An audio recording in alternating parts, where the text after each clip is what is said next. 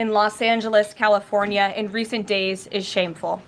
Left-wing radicals waving foreign flags viciously attacked ICE and Border Patrol agents as well as Los Angeles police officers.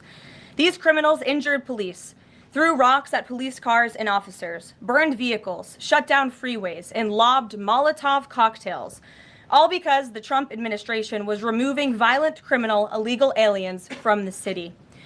These attacks were aimed not just at law enforcement, but at American culture and society itself. Rioters burned American flags, chanted "Death to ICE," and spray-painted anti-American slogans on buildings.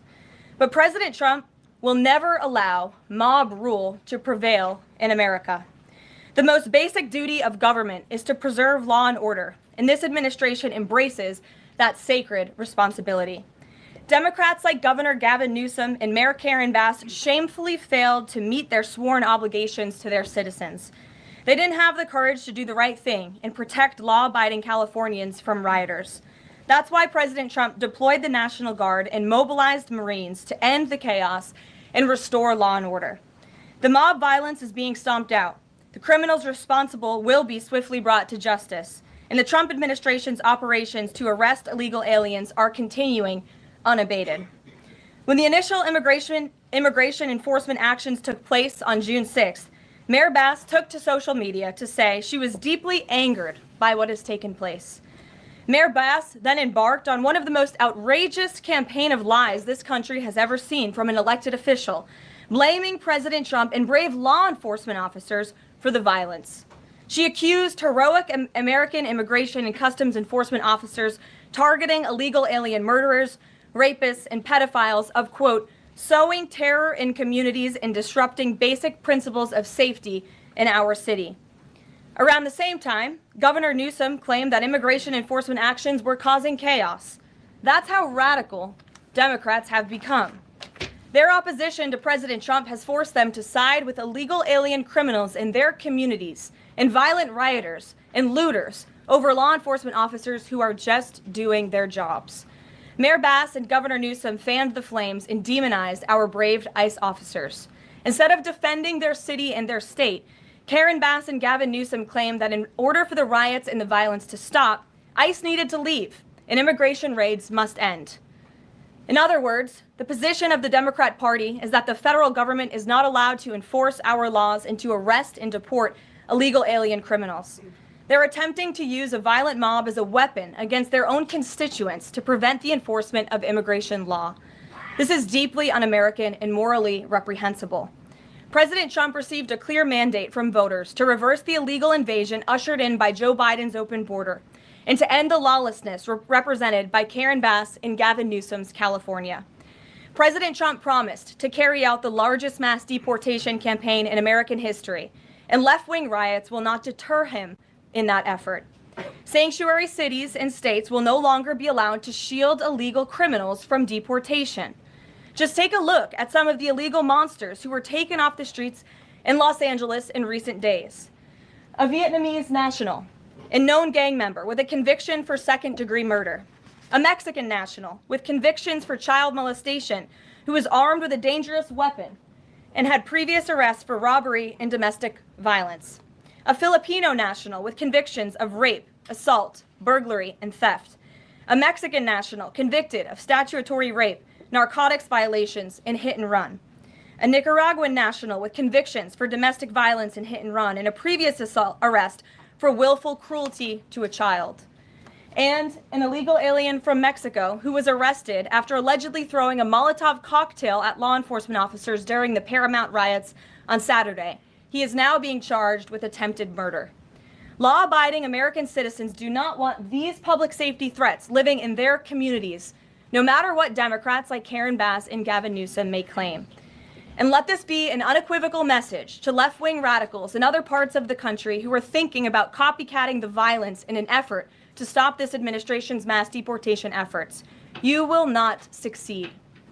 Any lawlessness will only strengthen this president's resolve to defend the majority of Americans who want to live their lives peacefully, free from the fear of violent criminal illegal aliens. As President Trump said, order will be maintained and illegal aliens will be expelled from our country. In economic news, the latest consumer price index inflation report came in today below expectations again. Since President Trump took office, inflation has come in below economics expectations every single month. Core inflation held steady and remains at the lowest level since March of 2021. Wage growth remains strong. The average private sector worker is on track to see their real earnings increase by around $1,200 adjusted for inflation. And prices continue to fall for everyday Americans. Energy prices fell from April to May. Gasoline has fallen each month since President Trump took office, down 12% over the past year. And prices for meat, poultry, eggs, and fish are all down from April to May as well. Under President Trump's strong leadership, America is beating Joe Biden's record high inflation crisis. And once the One Big Beautiful Bill passes, our economy will boom like never before. This bill is the largest tax cut for middle-class Americans in history. The One Big Beautiful Bill gives a 15% tax cut to working Americans and families. We'll see increased take-home pay of $10,000 per year. The One Big Beautiful Bill expands the child tax credit to $2,500 for more than 40 million American families with children. And the One Big Beautiful Bill cuts taxes for overtime workers, saving them nearly $2,000 per year, and ends taxes on tips, saving tipped workers nearly $2,000 per year as well. All of these provisions are broadly popular with an overwhelming support from the American people. We need Republicans in Congress to finish the job and send the One Big Beautiful Bill back to President Trump's desk for his signature as soon as possible. With that, we'll get to questions. I'm sure you have many of them today. Here in our new media seat is Elizabeth Mitchell, the White House correspondent for the Daily Signal, who's not afforded a seat in this room, but today she is. Thank you, Elizabeth. Thank you so much, Caroline. I have two questions, if it's okay. First, a few Republicans on Capitol Hill are suggesting that President Trump scale back deportations, even as ICE is reportedly gearing up for raids in 5 more Democrat-led areas. Would anything dissuade President Trump, and would he consider sending in Marines if anti-ICE violence occurs in these cities? Well, I think I may have just answered both of your questions with my opening monologue. The Trump administration is going to continue the mass deportation effort that the president promised the American public. Many of you were at those rallies in cities and communities across the country when the president spoke about his commitment to removing violent illegal criminals and anyone who has broken our nation's immigration laws from American communities. And God bless our ICE and Border Patrol who are working hard on that effort. This administration is going to continue that. And it's part of the reason we do need the One Big Beautiful Bill to pass as well, may I add, because the bill provides funding to hire more ICE agents and Border Patrol agents, more personnel on the ground to conduct this important public safety work. Thank you. And on another topic, President Trump has indicated that aides to former President Biden who used the auto pen to sign major orders and pardons should be investigated for potential crimes. Does he think that Biden allowing, or at least being negligently unaware of this activity, was an impeachable offense? I haven't heard the president address whether it's an impeachable offense, but it could perhaps be a criminal offense, especially on behalf of staffers who may have been utilizing the president's signature without his authority or consent. I understand that Republicans on the Hill are moving in the right direction to call attention to this and to bring in some former White House staffers who clearly knew more than they ever shared and never addressed with the American public. And so we look forward to seeing where this investigation continues. And I know the Department of Justice is also looking into the matter as well. Alex, good to see you today. Good to see you, Caroline. Thank you. You mentioned foreign flags being flown during these protests. There are protest activities being organized for this weekend. Part of it are Democrats saying they want to reclaim the American flag. It's also being titled No King's Day.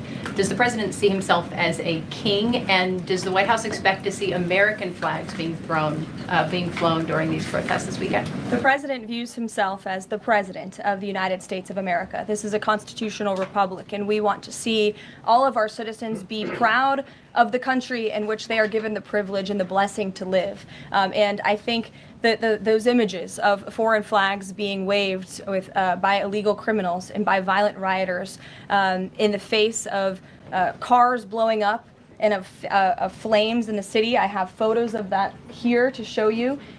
With this violence and destruction that occurred is an image that Governor Gavin Newsom owns. This is his city, and President Trump saw these images, and he said that is not going to be accepted or tolerated, and hence why he deployed the National Guard and United States Marines who have helped to quell that violence.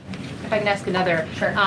If the president does end up deploying any National Guard members, perhaps Marines, to blue states, Would he be in contact with the governors prior to this? Would it be necessary? Well, President Trump was in contact with Governor Gavin Newsom, despite some of the claims he's made in the last couple of days. The president called the governor on Friday evening and told him to let law enforcement in California do their jobs. And the Los Angeles Police Department, by the way, are fantastic people. They are trying to do the work that they've so bravely signed up to do, to enforce the law, but they have been kneecapped by incompetent Democrat policies and Democrat politicians who do not allow their local law enforcement to correspond and coordinate with federal immigration authorities. And so President gave Gavin Newsom a warning and said, get it together. 24 hours later, we saw more images like this. We heard about Border Patrol agents who were being the target of rocks. These illegal criminals were throwing rocks at our Border Patrol and ICE agents, and so the president made the decision to federalize California's National Guard. Stephanie. Thank you. Two questions on the China trade deal, if I may. Sure. First, will the president formally sign the trade deal, and if so, when? Secretary Leavitt sort of alluded to the fact that it might be in a couple of days, but I'm curious if there's anything more specific to read out. Sure. Well, I do have more specifics for you. I spoke to the president about this.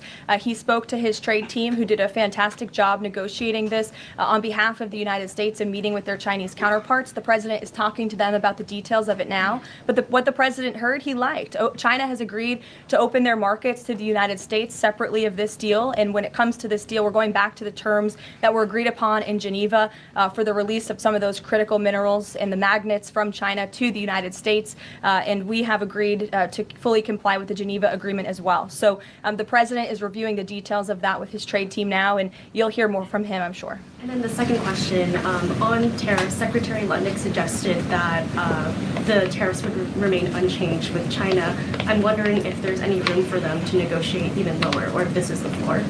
I won't get ahead of any further negotiations. We're in a great place right now, and I would add that this is the result of a lot of hard work from the president and his team, and the president has a good and respectful relationship with President Xi, and as you know, they had a direct conversation which led to this success that the president announced on Truth Social this morning. JJ. On North Korea, has the president tried to resume dialogue with Kim Jong-un? There's some reporting that the president sent a letter and tried to give it to Kim Jong-un through some North Korean diplomats through the UN, and they declined to take it and send it to Kim Jong-un. The president remains receptive to correspondence with Kim Jong-un, and he'd like to see the progress that was made at that summit in Singapore, which I know you covered in 2018 during his first term. As for specific correspondence, I'll leave that to the president to answer. Sure. Good afternoon. Yeah, thanks. Back to the trade deal negotiations with China. Jimmy Lai, as you know, is a pro-democracy advocate, Catholic, sitting in solitary confinement in Hong Kong as we speak. His family believes he may be close to death. Did his name come up, Jimmy Lai's name come up in these negotiations with China? Not to my knowledge. I understand the negotiations were very much focused on our trade and economic relationship with China. Does the president believe he can free Jimmy Lai from prison? I'll check with the president. It's certainly an important issue, and I'll get back to you. Thanks, Karoline. The president said yesterday that paid insurrectionists were behind or involved in the protests in Los Angeles. Does the White House have any more details about who they believe is paying these protesters? The president spoke about this last night when he returned from Fort Bragg, because frankly the president has a lot of common sense, and if you look at some of the imagery that we have received from the Department of Homeland Security and ICE and law enforcement who are on the ground, you will see boxes and boxes of very professionalized masks and rioting equipment being dropped off for these protesters. So it's a good question the president is raising, and one we are looking into, about who is funding these insurrectionists and these rioters and these protesters and these illegal criminals. And I have updates for you on the numbers, by the way. Since June 6th, there have been 330 illegal aliens that have been arrested as part of these riots in Los Angeles. 113 of those illegal aliens had prior criminal convictions. And overall, and this includes arrests of American citizens, there's been 157 people arrested for assault and obstruction-related charges, including the attempted murder of a police officer with a Molotov cocktail. So who is funding these illegal aliens who are coming in with this very professional riot gear? It's a question everyone in this room who cares about truth should be asking. And we encourage your help in trying to get to the bottom of that question. Indina. Thank you, Caroline. About Elon Musk, he issued an apology this morning. Has the president accepted the apology, or does he think it's too little too late? The president acknowledged the statement that Elon put out this morning, and he is appreciative of it, and we are continuing to focus on the business of the American people. And has the administration started a review of Musk's government contracts, something that the president said he's considering? What do you mean by that? Has the administration started a review of the contracts that Musk and his companies currently have? No efforts have been made on that front as far as I'm aware. Okay. And just one more, if I may, on just everything sort of we've seen so far with the president's response to the LA protests. There is criticism that seems to suggest that the president responded the way he did because it was a deliberate, calculated attempt to sort of shift focus away from his feud with Musk. How would you respond to that? The president responded to the LA riots, condemning the violence to from Musk. It's an incredibly disingenuous attack. The president saw images of Border Patrol and ICE agents being hailed with rocks and Molotov cocktails. He saw vehicles being burned to the ground with illegal aliens flying foreign flags, and that's what prompted the president to have this response that has clearly worked, because last night in Los Angeles, you didn't see many of those images. And I would add the governor and the mayor need to actually do more. I know Gavin Newsom had a big address to the nation last night. I guess he thought that's what it was for maybe his future political ambitions, but he spoke a lot of words. We haven't seen action. California has been a mess for years because of the incompetence of Gavin Newsom, so the president was responding to that only. Caitlin. Caroline, two questions for you. Sure. Over the weekend, Secretary Noem sent a memo to the Pentagon asking Secretary Hegseth to have and direct the military that's on the ground in LA to arrest and detain what she said were lawbreakers.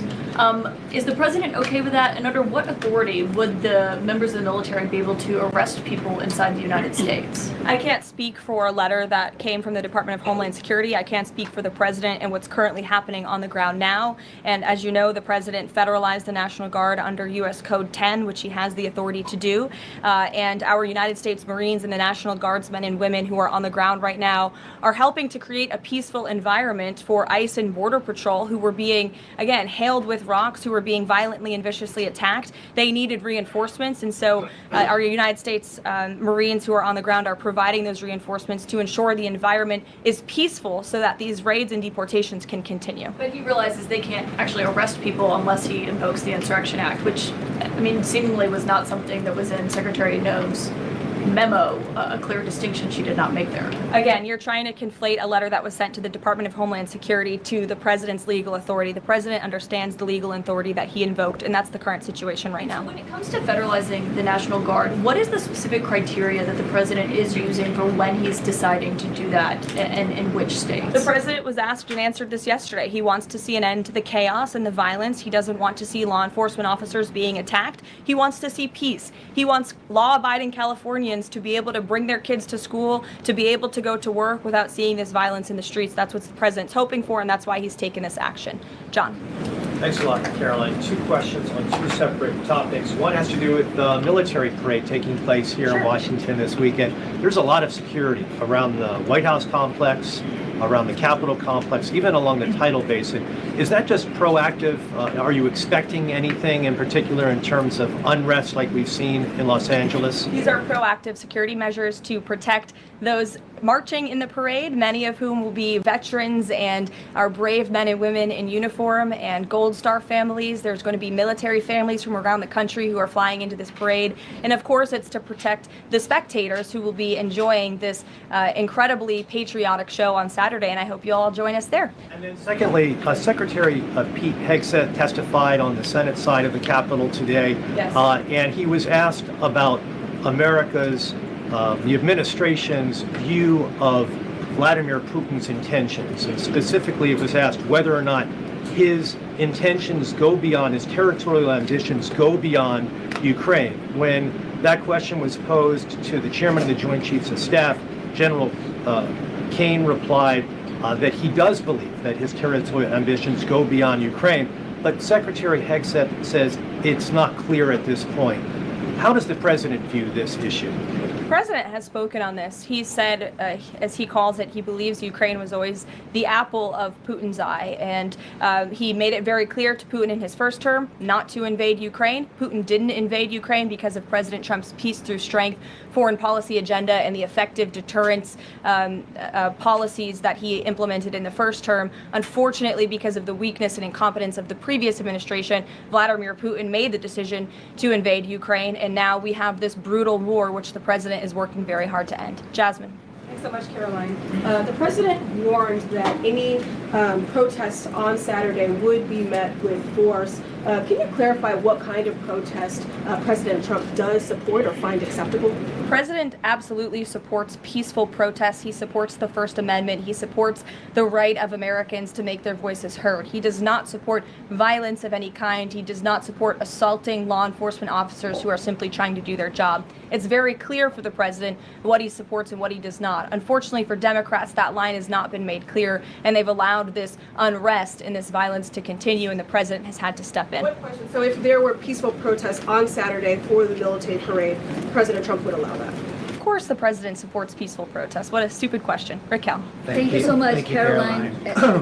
Raquel, and then I can go to you, Francis. Go. Thank you so much, Caroline. I have two questions. One about Israel. Yesterday, the U.S. ambassador to Israel said the U.S. no longer is pursuing the goal of an independent Palestinian state. Can you confirm that the president is no longer supporting a two-state solution? And is President Trump considering diplomatic action against countries who takes action against Israel during next week UN conference?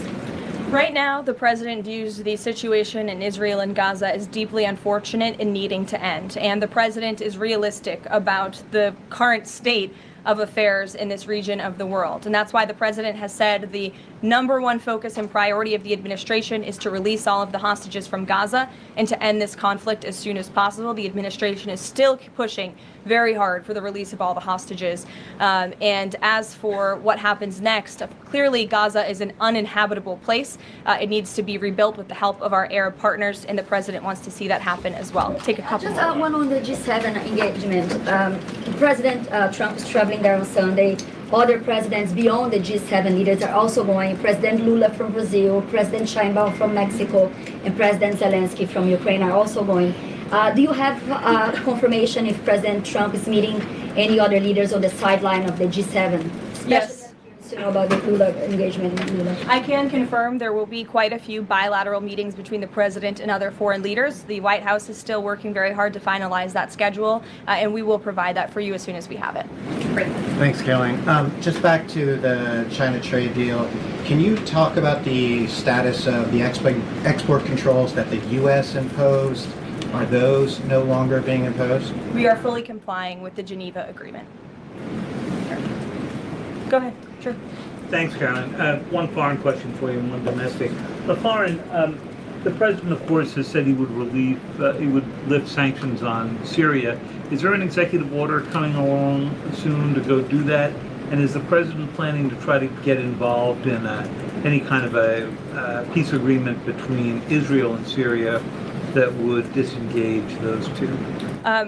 To the best of my knowledge, the Treasury Department took action after the president made that announcement in Saudi Arabia. Okay. And then on the domestic side, you were just asked about the First Amendment rights issues. In the president's comments yesterday, though, he just said protesters would be strongly dealt with. In your list before, you referred to insurrectionists, rioters, and protesters together. Obviously, they're quite different from your earlier answer. I'm struck by the fact that the president has not at any point said the most important thing here is to protect the First Amendment rights of peaceful protesters. So I'm wondering, where in his hierarchy of interests does he place that? Is the First Amendment protection the most important? Is stopping violence most important? Why is he not out saying all peaceful protesters will be protected? I think two things can be important at the same time. And the president, as I just answered, supports the right of Americans to peacefully protest. He supports the First Amendment. But that is not the majority of the behavior that we have seen taking place in Los Angeles. We have seen mobs of violent rioters and agitators assaulting law enforcement officers, assaulting our federal immigration authorities. And we have seen, as I said, this goes back to what this administration is trying to do and accomplish, and that's enforcing law and order in our nation's communities. And it's removing public safety threats from communities in Los Angeles. You're saying the majority have not been peaceful, the majority have been violent. I just read for you the arrest numbers. We've arrested nearly 400 illegal aliens alone, just illegal aliens who have been arrested in these riots since June 6th, since they began. Thousands of people on the streets. Yeah, and we've had hundreds of people who have assaulted law enforcement officers. Are you saying that that's that's appropriate behavior? No, Are you no, saying I'm not that saying the that at all. president I'm shouldn't just take trying to action? figure out. The Democrat governor and the Democrat mayor of Los Angeles have failed their citizens. And the majority of Americans, the majority of Californians do not want to see law enforcement officers being assaulted in the streets. And thankfully, the president took action and stepped in to protect our federal law enforcement agents, to protect federal buildings, to protect the federal mission of deporting illegal criminals off of our streets. And that mission will continue every day as far as we're concerned. Thank you, guys.